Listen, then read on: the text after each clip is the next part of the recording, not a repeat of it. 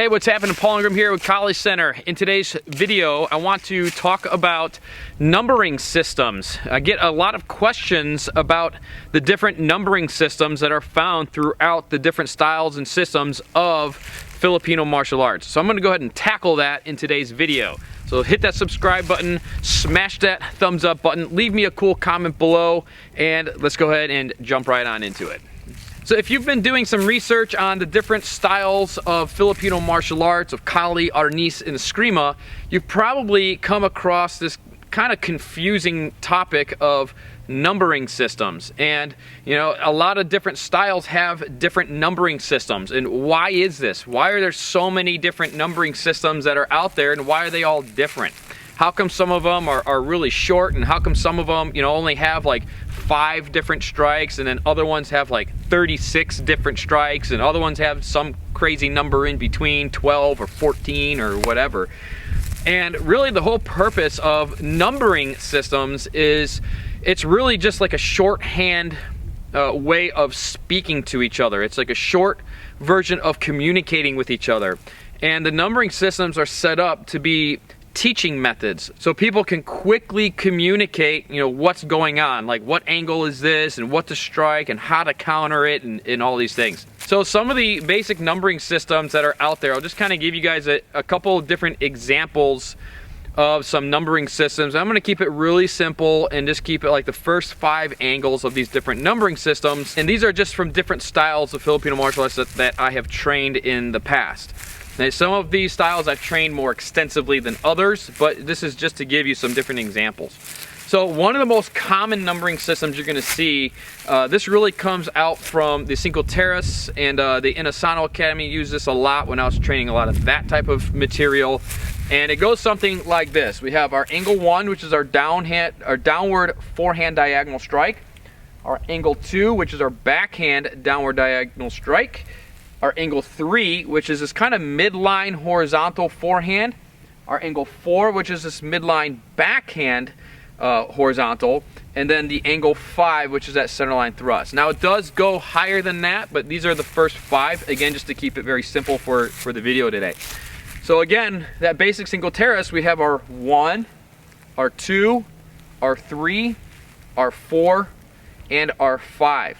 So when we're teaching, or when we're communicating with our classmates and things, our training partners, it's like shorthand communication.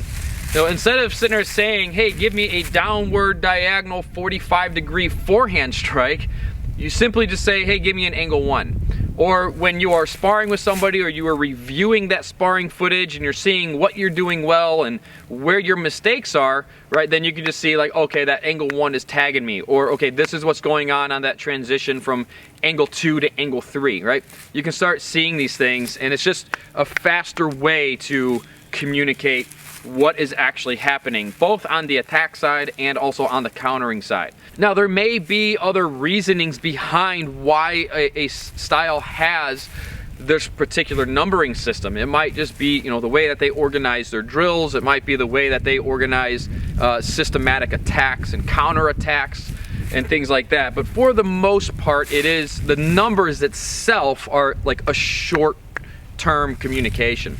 So we have that basic Pekiti-Tirsia. Just to give you a few different examples here, we have our 1, our 2, our horizontal 3, 4, and then that center line thrust right there of the 5. Another style that I trained a little bit in, which is from the Illustrisimo, they have a little bit different numbering system. So theirs comes down the 1, up on 2, 3, down on 4, and then that center line thrust on the 5.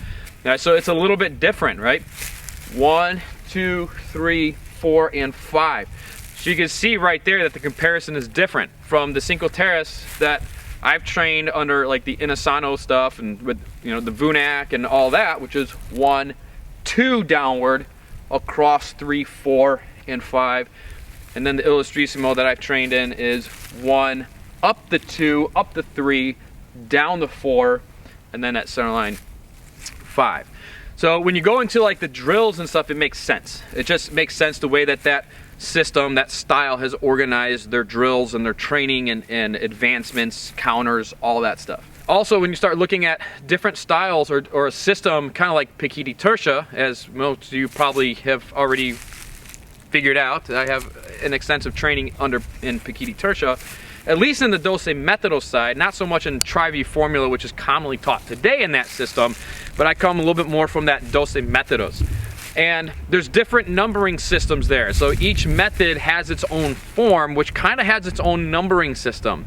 So there's a lot of different ones when it comes to training it in that method of Pekiti-Tirsia.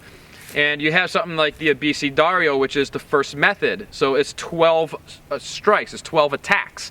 And the first 5 is a horizontal number 1 that goes right to the ear or temple. Number 2 is the backhand that goes to the other side. Number 3 goes to the elbow floating rib, 4 elbow floating rib, and then 5 is that center line thrust. So when it comes to a system like Pekiti-Tirsia, that numbering system is really not about, you know, feed in angle 1 and then what are the counters that you can do with that. That numbering system is recognizing the actual targets, right? Because when you look at the human head, you know, the best angle to hit the human head at the ear line is a horizontal strike, because that's where the human head is at its weakest, right? It's a little bit more, you know, more resilient a little bit when you hit it downward, and especially downward on that vertical or downward on the 45s. Obviously with a bolo, it doesn't really make that much of a difference, but it's just the way that the head is designed. There's other numbering systems within Pekiti-Tirsia as well. And you know, we kind of use their method 5 as our basis numbering system, which is our angle 1 downward, angle 2 downward, coming up the angle 3, up the angle 4, and then that center line thrust, which is the 5. So some of the numbers are going to be kind of common through a lot of these different styles and things, and some of these numbers are going to change. You're probably noticing that the 3 different versions that I've given you, the Cinco Terrace, 1, 2, 3, 4, 5. The Illustrisimo, 1, 2, 3, 4, 5. And the attack methods of dose methodos from Pekiti-Tirsia, which is the 5th method, is 1, 2, 3, 4, and 5. You're probably right away going to realize that, well, the angle 1s are all identical. They're not really the same. The mechanics are going to be a little bit different. The degree might be a little bit different, but they're very similar. And that angle 5 is that centerline thrust. It's very similar, but then all these other numbers change and everything. And a lot of that is typically, you know, at least in the Pekiti-Tirsia world, what I've trained in, you know, 1 is 1 because 1 is the best initial attack, right? It has the most range, it has the most speed, and it has the most power, right? Followed up by the 2, followed by the 3 and the 4, and then that 5 is the first follow-up strike, which is the thrust, right? The terminating thrust. So that's why that particular method is organized, the numbering system is organized the way that it is. And it's possible that a lot of these other styles have 1 to be 1 because maybe they're all kind of deriving from the same cores. Or it's just kind of universal that, well, this is how most people are going to attack instinctively, is right there down that angle 1. It's like with the dog brother martial arts, they call that the caveman, right? Because it's just a very instinctive strike. Like when I gave my kid a stick the first time in his hands, that's what he did. He picked it up and went down on that number 1. It's just the first instinctive strike that people do. So it makes sense that that's going to be a very common angle 1. Now, the other thing when it comes to numbering systems in the Filipino martial arts is that, again, it's a shorthand communication, and we can use these different numbering systems for all the other areas of Kali. So let me give you a couple of examples of that. So we already showed you on the stick. Let's go ahead and take a look at the bolo. So in our style of Kali here, you know, everything that we train derives off of the bolo. Now that is not true for all Filipino martial arts. Some Filipino martial arts do focus on the stick fighting, on the impact fighting part of it, you know, the impact weapons. Other Filipino martial arts might really focus and specialize more in the knife, or more in the empty hands, or more in the grappling of the empty hands. So every style of Filipino martial arts is going to be a little bit different. So let's just kind of go through the one that we use, which is our basic 5 strikes, or our basic 5 attacks, and kind of go through some of these different weapons. So we have our 1, our 2, our 3, our 4, and our 5 thrust right here. We can also do this with the knife. Now we don't really do this the same way with the knife, but just kind of for informational purposes, you can do it the same way, right? 1, 2, 3, 4, and 5. Or if I take the Cinco Terras, it's 1, 2, 3, 4, 5. And then we can go ahead and take a look at the staff. So with the staff, this can represent a couple different things. It can obviously represent pole arms, which is a staff, a spear, an oar, anything that's a pole arm type of thing. And we can use that double end method. So we have our 1, our 2, our 3, our 4, and our 5. We can use the single end method. Our 1, our 2, our 3, our 4, and our 5. This can also start representing, when we use that single end method, this can start representing any kind of dos manos weapon where we need 2 hands on the weapon. Maybe it's a longer sword, maybe it's, you know, a heavier impact weapon, whatever it is. 1, 2, 3, 4, and 5. The numbering system is still going to stay the same. So this goes all across the different weapon categories, double sticks, everything. We're looking at the angle of attack, right? And that's what gives it the number. So if we're taking a look at, let's say, a spada e daga, we still get to count what's going on primarily with the bolo, because the knife works differently when it's joined with the espada. It doesn't work the same way as when a knife is by itself. So we still have our 1, our 2, our 3, and our 4 right here, and then we can follow up with that center line number 5 thrust.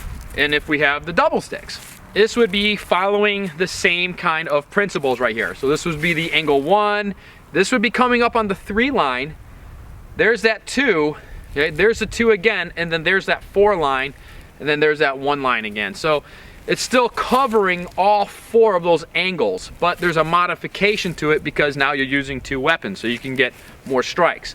Or you can take a look at it just like this, right? So we're recognizing the angles, and we're recognizing where these targets are going, where these strikes, the targets that these strikes are going to. That's the whole purpose of the numbering system. So one of the other common questions I get regarding numbering systems is, well, does it change when you go from the right hand to the left hand? And that's really going to be dependent on the particular style or system that you are training.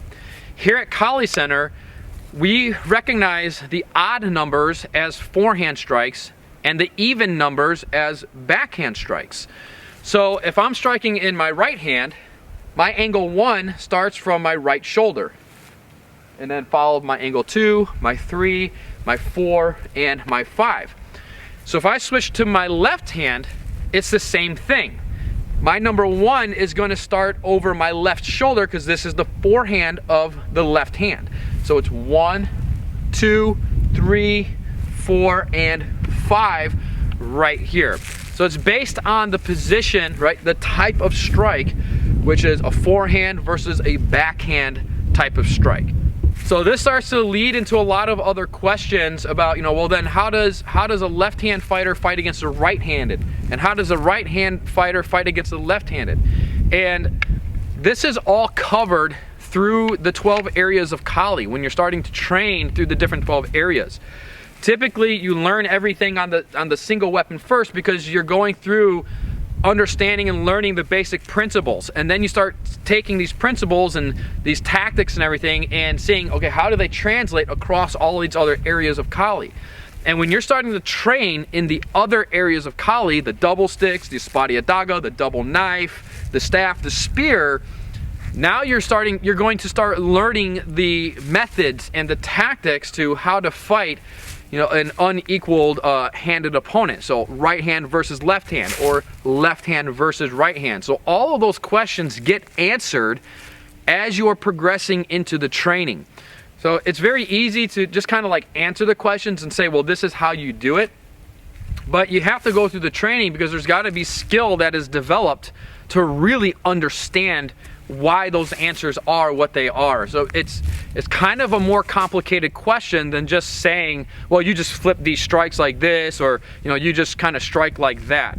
You know, it takes a lot more training and a lot more skill development than just, you know, this is what it is, or, you know, it's just that way. The word just gets thrown around a lot in martial arts and everything, and it's kind of a dangerous word.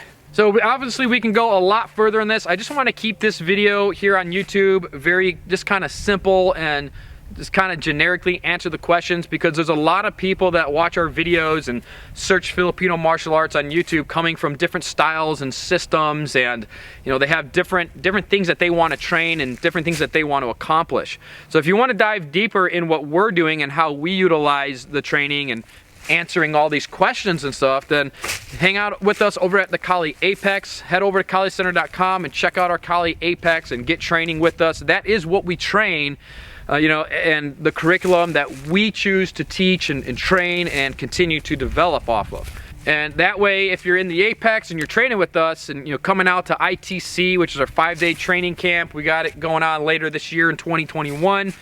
Now you can head over to KaliCenter.com and check that out, learn more about our 5-day ITC camp and all that. It's our immersion training camp. Check out, you know, Kali Apex, learn more about that, and we can get all those further, more advanced questions answered as we are progressing in the training together. So I hope that this video just kind of helps to clarify and maybe answer some of those basic questions on numbering systems across the Filipino martial arts. Head on outside, grab your gear, and try these 3 different numbering systems that I kind of just demonstrated here in this video, and try them out with the different weapons that I showed you guys. So that way you get kind of more familiar with the way that these different numbering systems would operate, and you know, then you can have all these different striking patterns that you can do with all these different weaponry and everything, you know, in your hand. So it is a good idea to research other styles and other systems, and you know, train those a little bit. Do a little bit of cross training, and that way you can really figure out, okay, what's for me? What style or what system, or maybe, you know, 2 or 3 systems do I really just kind of want to focus on